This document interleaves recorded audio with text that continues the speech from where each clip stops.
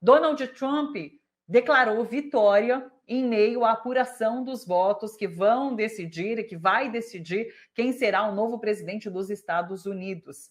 Em pronunciamento na Casa Branca, durante essa madrugada, Trump voltou a falar em fraude e questionou a contagem dos votos. Veja só. This is a fraud on the American public. This is an embarrassment to our country. We were getting ready to win this election. Frankly, we did win this election. Joe Biden também se pronunciou. Comedido, o democrata disse que a decisão está nas mãos do povo norte-americano. Vamos ver. You know, we could know the results as early as tomorrow morning, but it may take a little longer. As I've said all along, it's not my place or Donald Trump's place to declare who's won this election. That's the decision of the American people. But I'm optimistic about this outcome. No início da tarde de hoje, agora há pouco, com leve vantagem para Biden nessa apuração, Donald Trump postou o seguinte no Twitter. Primeiro ele escreveu assim: ontem à noite eu estava liderando, muitas vezes de forma sólida, em muitos estados-chave, em quase todas as instâncias democratas governadas e controladas. Então, um por um, eles começaram a desaparecer magicamente, enquanto as cédulas surpresas eram contadas. Muito estranho. E os pesquisadores entenderam completamente e historicamente errado. E daí ele emendou, postou logo depois outro tweet dizendo assim: porque toda vez que eles contam as cédulas eleitorais enviadas pelo correio, elas são tão devastadoras em sua porcentagem e poder de destruição.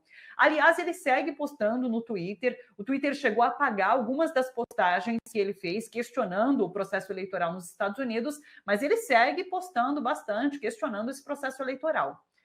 Com o fechamento das urnas ontem à noite e a divulgação dos primeiros resultados, muitos eleitores saíram às ruas para comemorar, para acompanhar a apuração e também para protestar. Em algumas cidades houve violência. Vamos ver.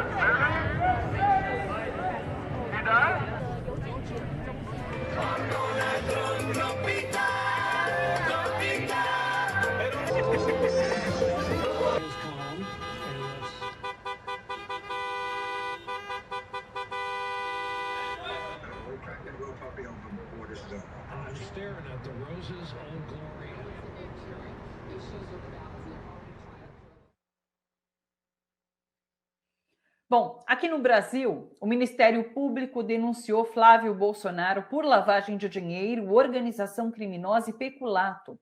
O filho do presidente Jair Bolsonaro é suspeito de recolher parte do salário de assessores de seu gabinete quando ele era deputado federal no Rio de Janeiro, nesse esquema que ficou conhecido como rachadinha. Fabrício Queiroz, homem de confiança da família Bolsonaro, e outras 15 pessoas também foram denunciadas. E a TVT segue com a série de debates entre candidatos às prefeituras da região metropolitana de São Paulo. Realizado em conjunto com a Rádio Brasil Atual e o portal UOL, o debate de ontem foi com os candidatos de Mauá.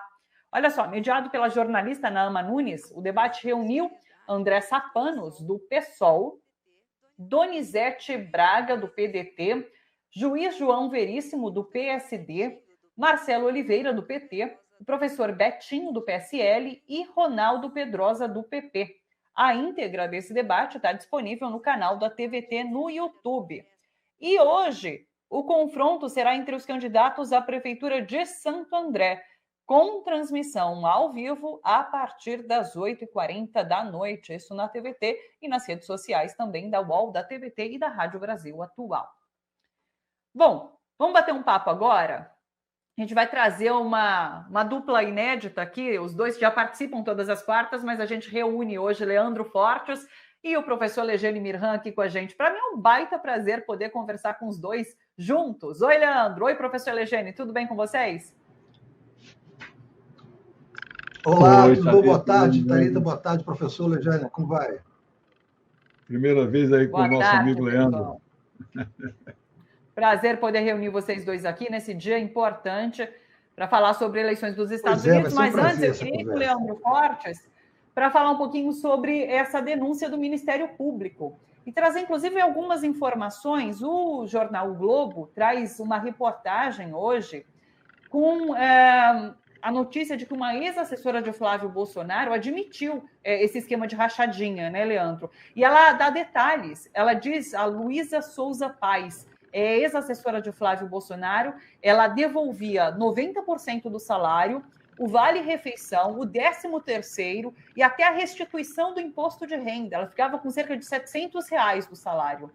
E ela confirmou que a família de Queiroz também participava desse esquema. É a primeira vez que um ex-funcionário admite esse esquema ilegal ali no gabinete do parlamentar.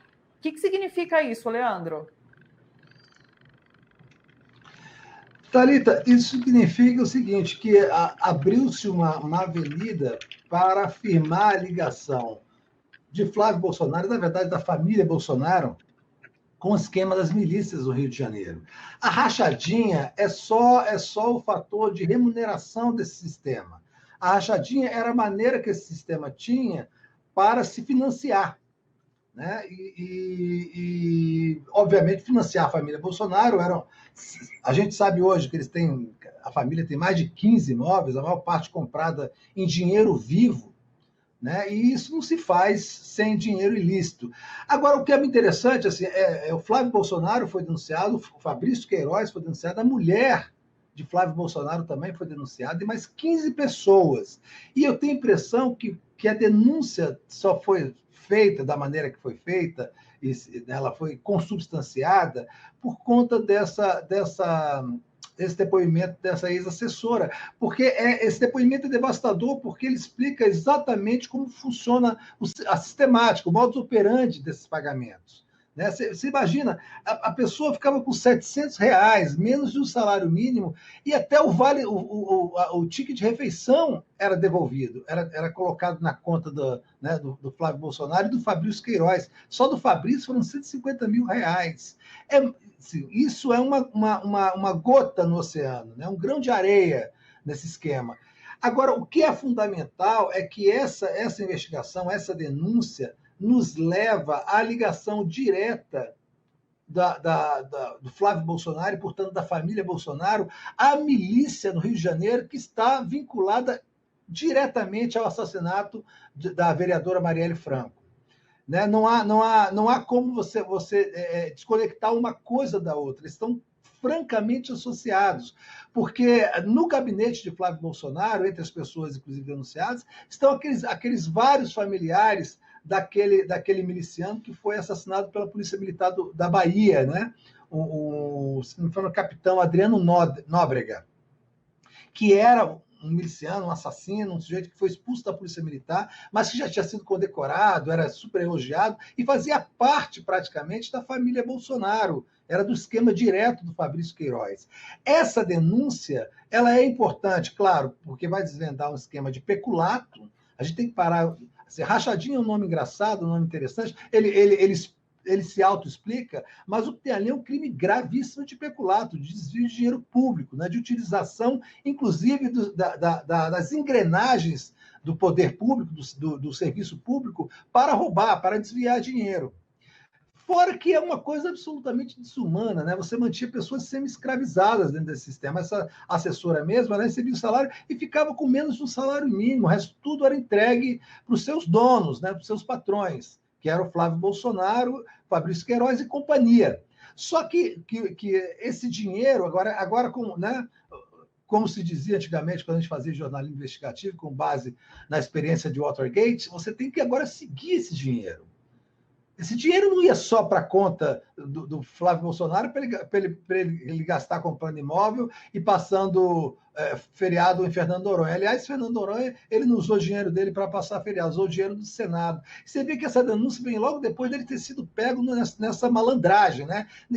Que não deixa de ser também um crime de peculato. Ele estava utilizando dinheiro público para passar um feriado em Fernando Noronha, que é um lugar caríssimo, né? Com a mulher.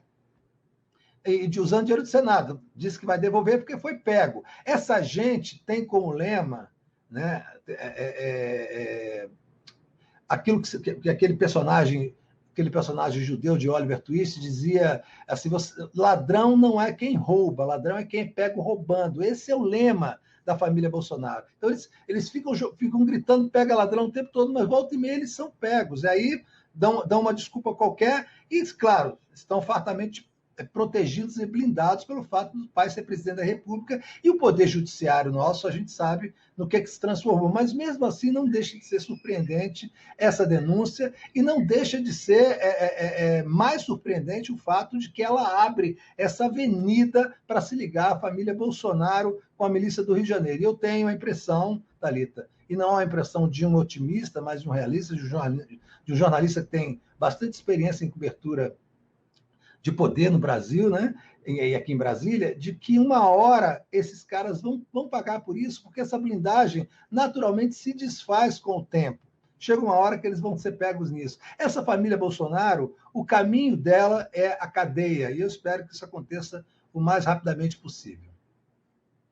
Esse caso de Fernando de Noronha que você cita, Flávio Bolsonaro é assim, se passar, passou, né? Ele pediu, ele viajou com verba pública, se ninguém tivesse pego, ia passar. É que pegaram, né? É de um mau caratismo tremendo. É isso. Ladrão não é quem rouba, ladrão é quem é pego roubando. Agora, Leandro, só para a gente finalizar, esse foi o primeiro passo, né? Inclusive, demora. A gente pode falar em demora do Ministério Público para apresentar essa denúncia, porque a gente já ficou sabendo de tantas provas, né? E agora, assim, a Justiça ainda pode aceitar ou não essa denúncia do Ministério Público. Então, isso tende enfim, vai demorar. Vai, e assim, e é a Justiça do Rio de Janeiro, que a gente sabe que já tem forte aparelhamento da milícia também. Não vai ser a primeira vez que um caso desse vai ser abafado, ou vai ser protelado ad infinitum até essa história perder o fôlego. Mas a denúncia em si já tem uma natureza muito surpreendente, viu, Thalita? Agora vamos ver se essa denúncia vai ser aceita pelo juiz, pelo Tribunal de Justiça. Vamos ver, eles têm muitos mecanismos lá dentro, não vai ser a primeira vez que eles poderão ser protegidos dentro desse sistema. Vamos aguardar com expectativa, então, o caminhar dessa denúncia.